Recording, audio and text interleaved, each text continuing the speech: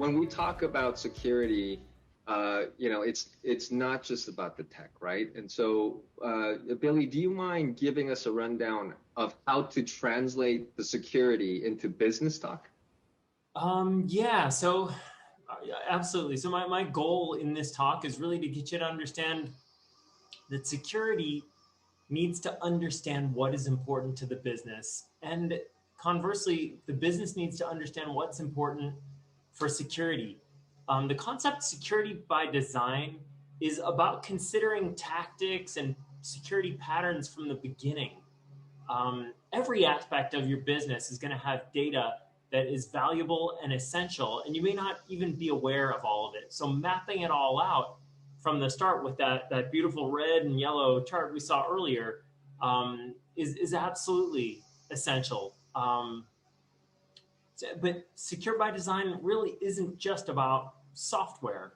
The principles are incorporating security and risk management and best practices into everything: building, designing, transforming, integrating, all of these things.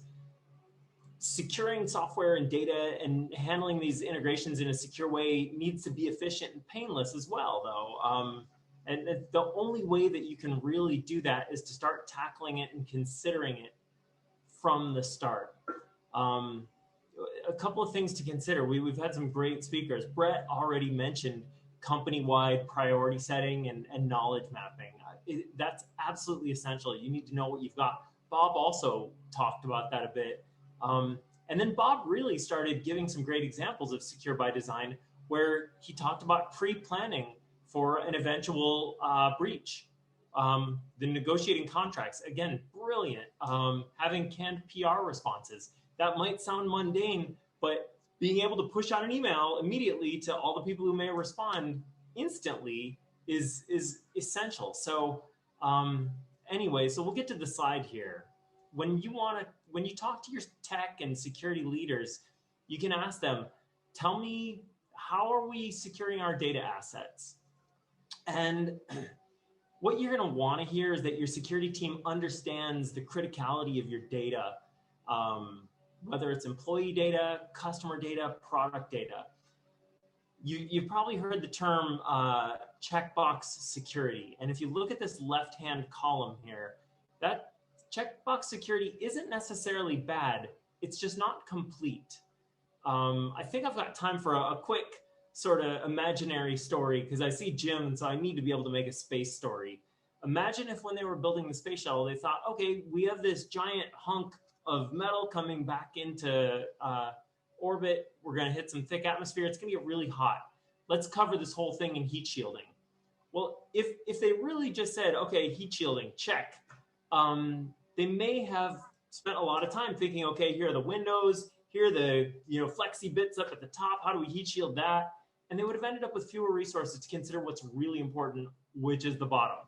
So that bottom is going to get really hot. Let's focus on that. So again, it's not bad to say, okay, we've got heat shielding, but it could lead to a situation where you focused on the wrong point. So this is kind of a worksheet to help you with a jumping point. It's not complete. I can talk through these briefly, but some answer that you want to hear would be, you know what, we maintain this list of assets that you saw. We've classified all of our data, the risk, the priority, the value. We understand the flows and the access points. We continually update all of this information. We know why we're encrypting stuff and where. And so those are a number of the things. And again, checkbox security and security by design are they're buzzwords. But when it comes down to it, you want to actually be able to have a discussion where you can talk about some of these deeper things, as opposed to you say, oh, you know what, we've got in firewall, we've got encryption, we've got antivirus, single sign-on, we're good. Or where I'm going to lead into Nicole here, it's handled by the service provider.